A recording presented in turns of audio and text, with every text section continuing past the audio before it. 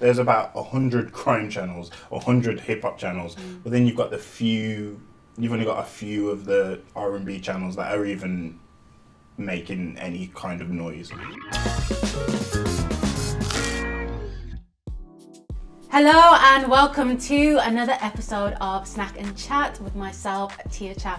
This is where we snack and chat with your favourite artists. And joining me today is the incredible Toldyaa. Toldyaa, how are you? I'm okay now, how are you? I'm good, thank you. Thank you for coming, No flying all worries, the way no from worries. Wolverhampton. Oh gosh, don't. A bit of a trek, no? The traffic was crazy. Oh, but we're glad you made it. And of course, you're here to join me and indulge in a few snacks. We've got this amazing platter. Can't lie, I'm excited. You excited? I'm I heard that you didn't even have breakfast, so that's how I No. know you're excited. I was preparing myself. You can't promise me snacks and me not mentally and physically prepare myself. Nah, this is what we like to hear. You've requested quite a few things, which is good. We love that. I'm not gonna lie, the list was extensive. Should have put a lyric. I was like, what do you mean? So we've got a lot of donuts. You're a donut person, right? Big donut fan. But you said no chocolate. What's going on with that? Do you know You're what not it a is? chocolate I donut don't person. like the chocolate flavour that they put in and on donuts. Okay. It just tastes. Okay, interesting. You know what? My thing is with donuts, I don't like filling. I don't like filling You in like any filling donuts? except jam. But it has to be strawberry jam. Like I'm quite No, specific. listen, we'll go out for a little donut. Yeah. Oh, okay. Do you like Krispy Kremes? I have to ask. Love Krispy Kreme. What are you, original or what? What's your Glazed is poison? always going to be number one, but after that it has to be the Biscoff. Yeah, you've lost me there. I'm literally just original and that's it. I can't eat anything else. no, But like I you was got saying, time. I'm not a filling girl. I don't like pastries with filling, custard. No.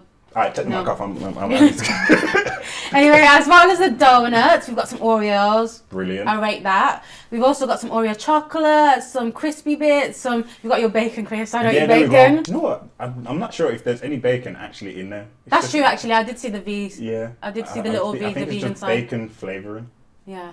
Anyway, moving on. I've got my crisp selection and we've got popcorn as well because, we're going to spill some tea, learn a little bit more about you. So, dig in. Yeah, you ain't got to tell me twice. Let me take a sip first. So what are you reaching for first? Oh, the pink Has donut. to be the pink donut. I call that the Homer Simpson donut. Oh yeah, 100%. Yeah, innit? This is the donut. The donut of all donuts. I love how we just stopped and it was just silent. We just bit into it. Okay, so tell me about your journey. How did you get into music? I used to be a rapper. What? Yeah. Really? I started off in rap and then I did a singing section on one of my songs, and Apostle, who was my engineer at the time, said, do more singing. Mm-hmm. So then I wrote a whole song Yeah. of just me singing, and he was like, no. He says, Yeah. this might be your lane. Haven't gone back since then. What sort of rap were you doing? Was it grime or? Started off in grime, then went to hip hop, and then I did one rock song that will never see the light of day Why? because it was horrible. I thought it was so good, Yeah. and it was horrible. It did not age well. How did you? Oh, so was it listening back to it? You kind of reflecting on like, Yeah. this is not it, or I was it listened to- feedback that you got? I listened to all my music. No, I was surrounded by a lot of yes people, so Oh, it was okay. a case of no, this is got. It wasn't because I've still got all of my old files. Yeah. And I'll go back and I'll listen to stuff that I've done before, and I'll be like, is there anything here that I can improve on, and just maybe revamp? And that came up, and I was like, no, I never want to see or hear this song again. Yeah, you don't want anyone else No. to. Tell me about being surrounded by yes people. I feel like that's really interesting. How did you find navigating that? It's hard because there'll be something that everyone's telling you, everyone that's around you is telling you, oh yeah, this is amazing, this is great, this is the best thing I've heard, but it's not resonating outside of that. So when it's not resonating outside of the people around you, you need to realize that it might not be what you think it is. Yeah. Because there's been songs that I've done that I didn't particularly like, but other people have liked a lot more. So you have to play it by ear. And then as well as being, a rapper in a previous life, a singer, you also write a lot of your songs. Tell me about that kind of process and what inspires you. everyday life. Like anything that I can see or feel, or even if I witness, it's just, it plays a part in my writing. So throughout the day, I'll be looking and I'll see words and say a donut packet, and it has like donuts, greatest donuts ever. Yeah. Now that ever will be stuck in my head at some point, and you'll see that appear in my lines later on. So throughout the day, I'll be collecting words. I'll be thinking about what sort of song I want to make, and then just bring it all together in the end. And speaking of songs you want to make, so you're primarily R&B. Indeed. You are indeed. A lot of love songs as well. A lot. I feel like you give me like lover boy vibes, but we'll talk about that a bit more later. How is it being an R&B artist in the UK? Because there's been a lot of talk about how R&B is received here, and you know, a lot of UK R&B artists even feel like America's the place to go.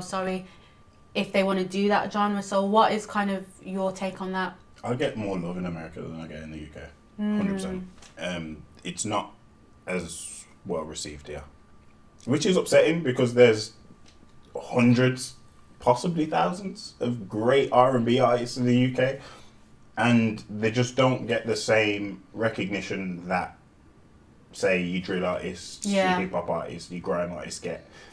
And it's unfortunate, really, because they're great if they want them on features for stuff, but then people aren't going to check out their own projects. But the one thing I will say is that it's slowly getting there, because we've got, like, even, was it the Brits the other day? Yeah, exactly. Finally had an R&B award, and it wasn't just grouped into everything else. So we're on the way to making the changes, but... What needs to change, and why do you think R&B is where it's at in the UK? What I would say needs to change is the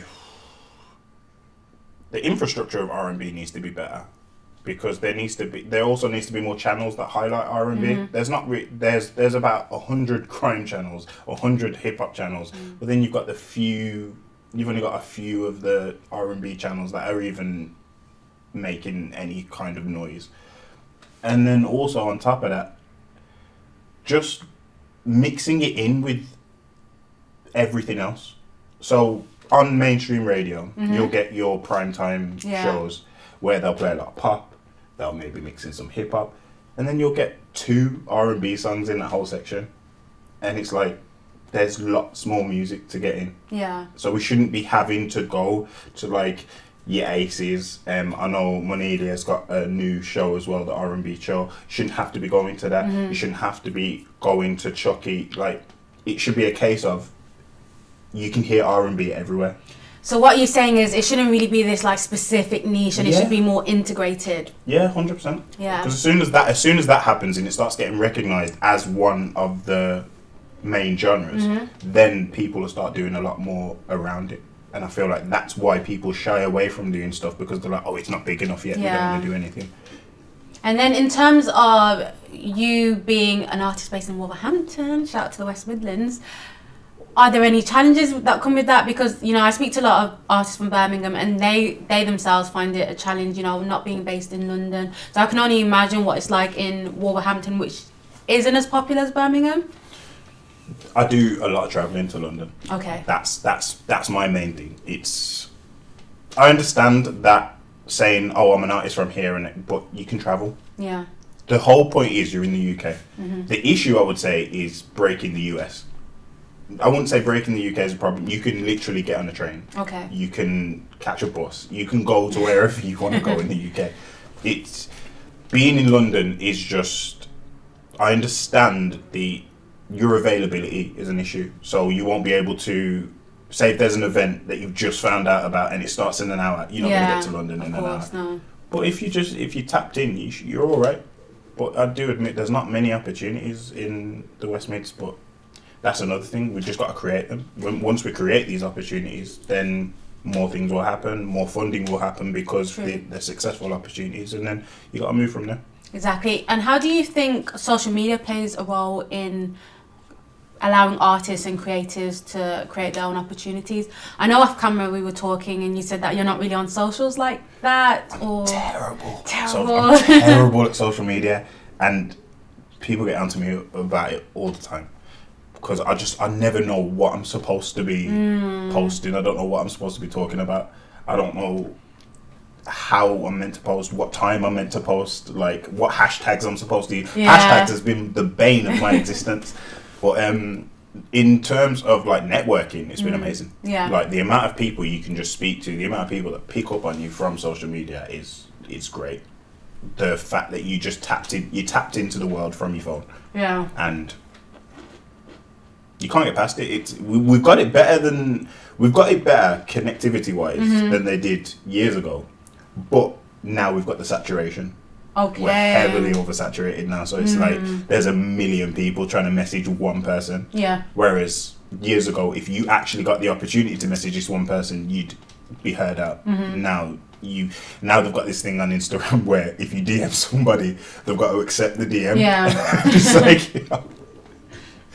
Yeah, but that's other than the new walls that have been put up. I think it's a great place that you can reach out to literally anybody. And how do you talk about it being saturated? How do you as an artist stand out when everything's so saturated? I'm tall, dark, and handsome. That caught me off guard, actually. Okay, aside from that. He is very tall, by the way, 6'4". I want to say that 6'4", right? Yeah. How I stand out. I just write. I write my truth. That's all it is. I let the music do the talking versus anything else. I know it sounds cocky, but I know I make good music. Yeah. No, you do. So I have to back you up there. You do.